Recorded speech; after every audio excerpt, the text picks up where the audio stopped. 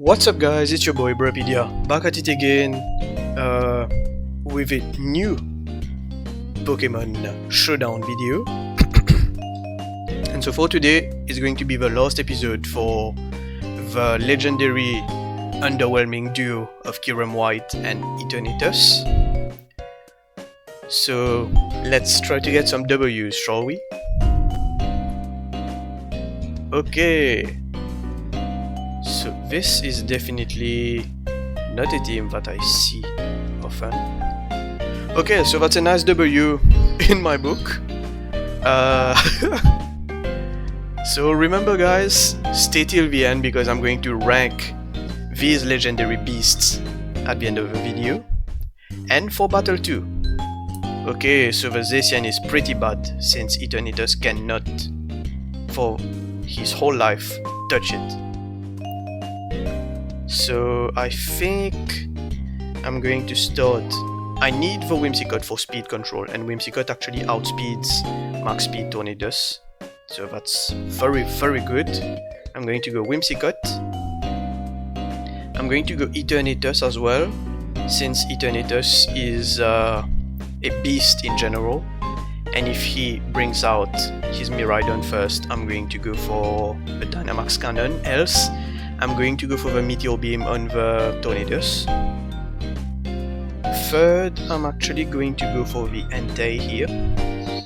And last, I think Urshifu can really sweep.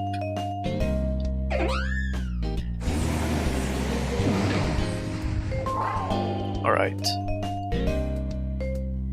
Okay, so this is most likely worst case scenario for me.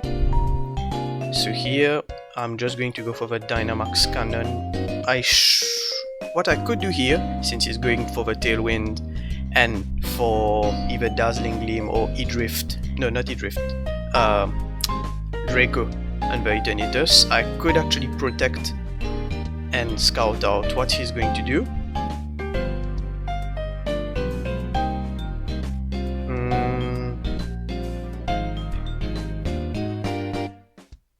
But I'm going to do the risky play of Dynamax Cannon the Miraidon. Okay, he did not Terra. Nice. Bleak Wind. Okay. Yeah, even if my speed fell, I'm still in plus speed territory. So here I'm going to Moonblast to bring the Sash and Meteor Beam the Tornadus.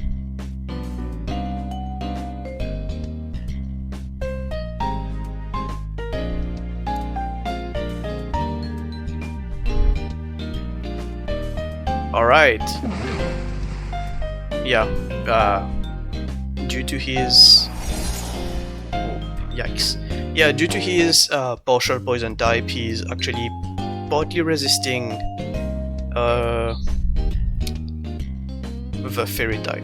So that's very good.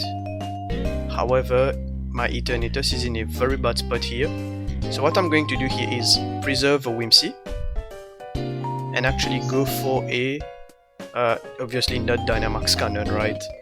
I'm going to go for the Sludge Wave on this turn. Oh, Terra Stellar. Oh, see. Damn. Zacian still resists with a Stellar Terra. Behemoth Blade. Okay, Moonblast. I do survive. That's very good. So predicting the Behemoth Blade, I'm going to go out for the Entei here, because Entei can... No, I'm going to go out for the Urshifu, because he might be useless at the end of his battle, and I'm going to go Sludge Wave. Unfortunately, it's going to hit the Urshifu as well. I need Urshifu to die here. Great! Problem is, I would have also needed the Eternatus to die. So I'm actually going to go for the Meteor Beam here. And protect, obviously. Since he's dead set on attacking the Whimsicott, I'm thinking really hard on what to do here. I think if I had Encore, I would have used it, right? He has if I'm not mistaken. Now 0 Behemoth Blade since he used it 4 times. No. He's got 1. He has 1 Behemoth Blade left. So I'm going to go for the Tailwind and the Meteor Beam.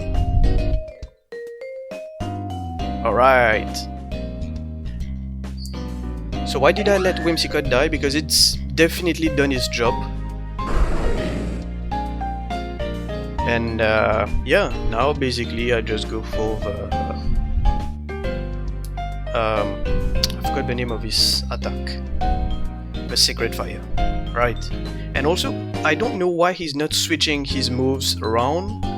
Because the Zacian definitely has like 0 PP on Behemoth Blade. And he already got the boost from Behemoth Blade once. Okay, so last match for the video, guys. So if you like the content, please remember to like, comment and subscribe to the channel.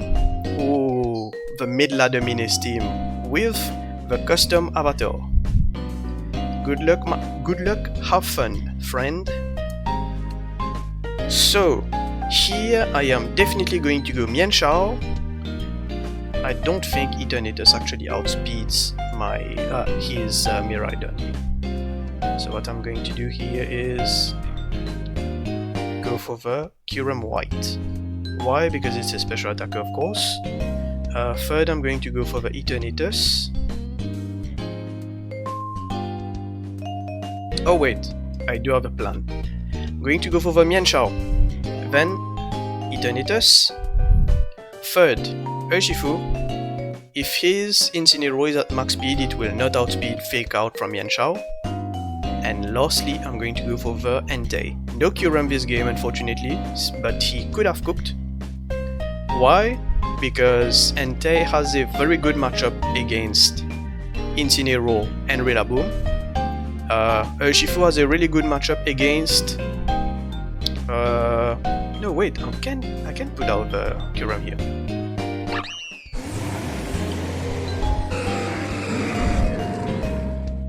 Yeah, I'm just going to cook here.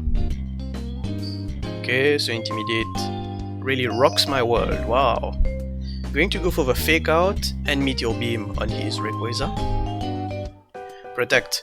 Even if you protect my guy, it's not going to matter. Okay, so here I'm going for the Close Combat to be able to absolutely annihilate his Incineroar. And his Rayquaza is actually slower than my Eternatus, so I can freely go for the Dynamax Cannon. And all of his Pokemon, they don't have immunity to Dragon, right? He's actually taking his sweet time to think about what to do here. I don't know what Eternatus, what the Incineroar would have done here, but I'm not really going to question that. Oh, yikes. Okay. Meteor Beam? Wait, what? Oh, I see. Okay.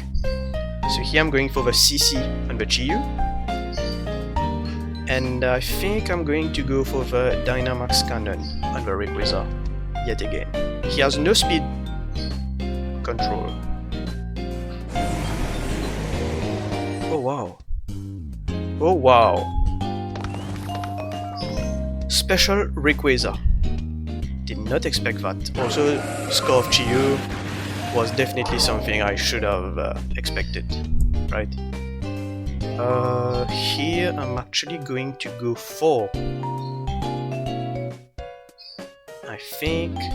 No Terra, obviously, right? I need some damage. Does Kyurem-White outspeed? No, he does not. I need to get some damage on the Rayquaza.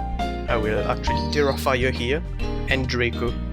Since he cannot Terra to Fairy type on his Miraidon, hopefully Draco does not miss. Oh, sorry, I should not say that, since now I curse myself. Sorry, I jinx myself even. Yeah. Ah, wow. You see the power of jinxing yourself? Really great, right? If he wasn't Specs, I would have lost this battle. GG, well played. And so that's it for the battle portion. Now let's get right into ranking these beasts. So, what have we learned?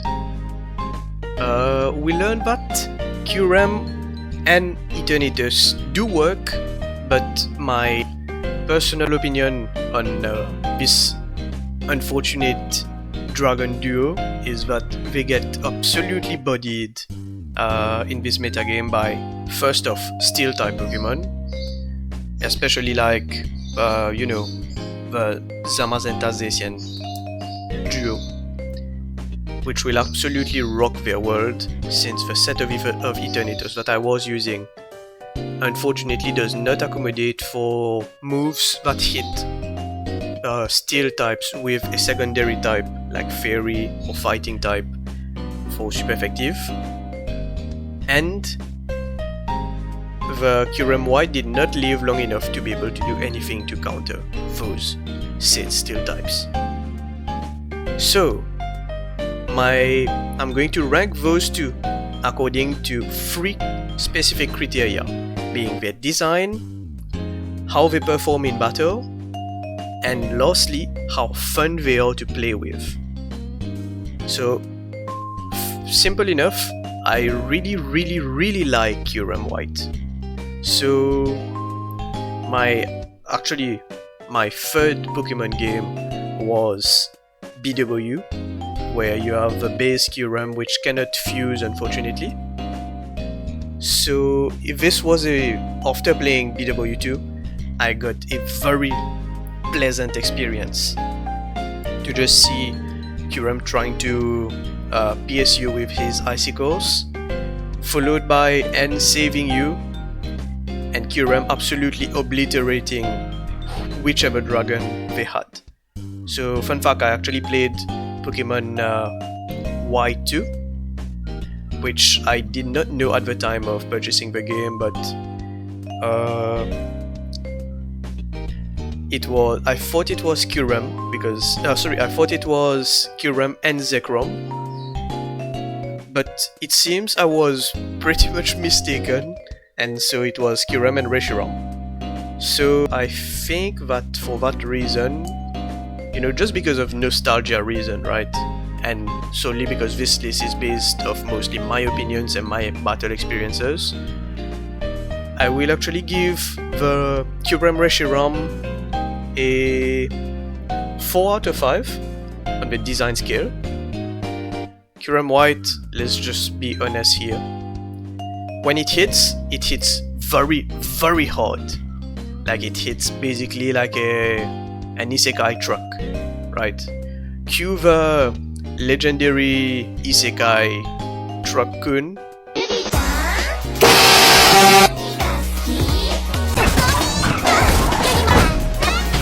Yeah, so basically that's a good thing, but that's also a bad thing, since Kyurem is too fast to be using Trick Room and too slow to profit generally from Tailwind, because if there are any other speed control beasts on the other side of the field, Kyurem will definitely be outspeed and outclassed by the opponent's team. So in that regard, I will actually give it a 3. And the enjoyability that this beast provides is I won't say that it's enjoyable, it's mostly stressful, since it's basically coin flip.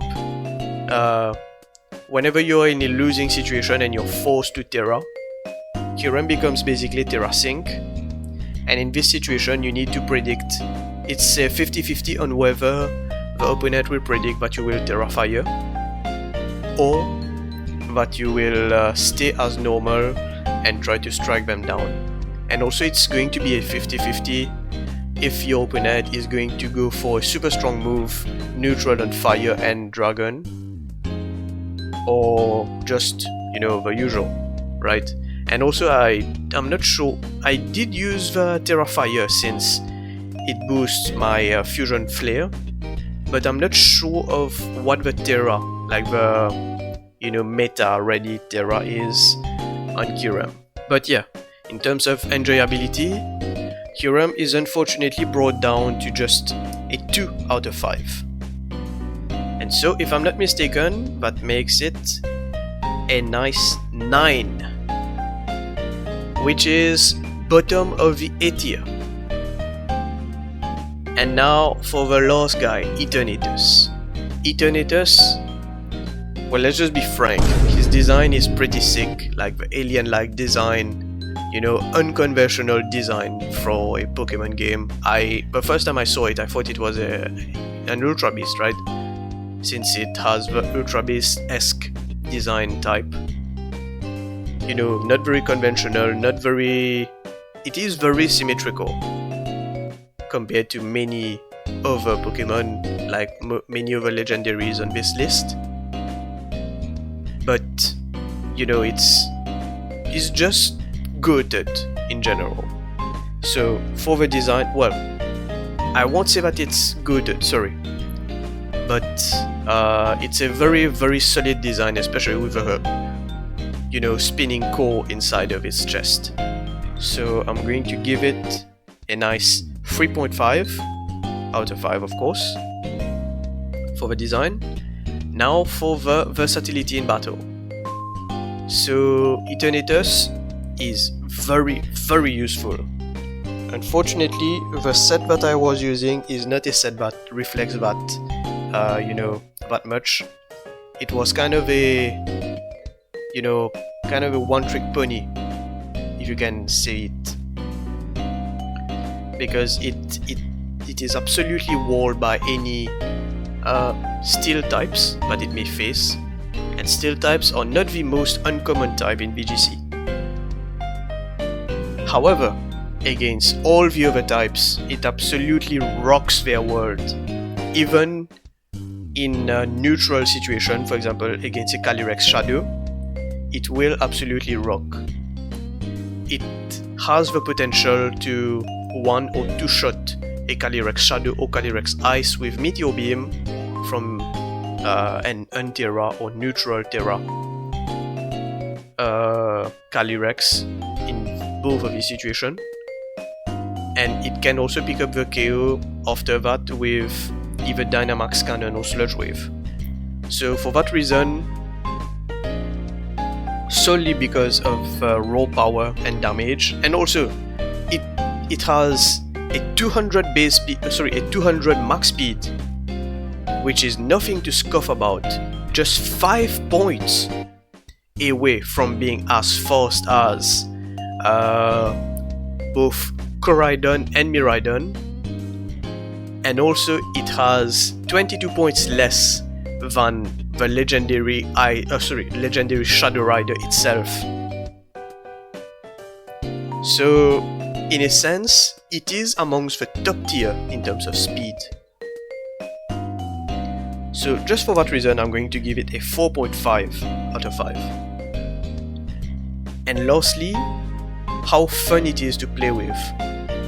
So solely because of the prevalence of steel types such as Zacian, Zamazenta, and maybe other steel types I forgot to mention, or even like Terra Steel Pokemon, like for example Terra Steel Urshifu, I think that its value actually drops a bit here. So I'm going to give it a 2.5 out of 5 for the enjoyability, which rounds it out to a nice 10.5 right here. So what I'm actually going to do as well in this video is rearrange the tiers, and I'm now going to make a shortcut to show you the newly amended rankings. Okay, so now this is the new ranking for all future videos as well. So hopefully you guys like the video, and if you did, remember to like, comment and subscribe to the channel. Turn on all notifications to be able to see my next upload, and on that note, see you later. Peace!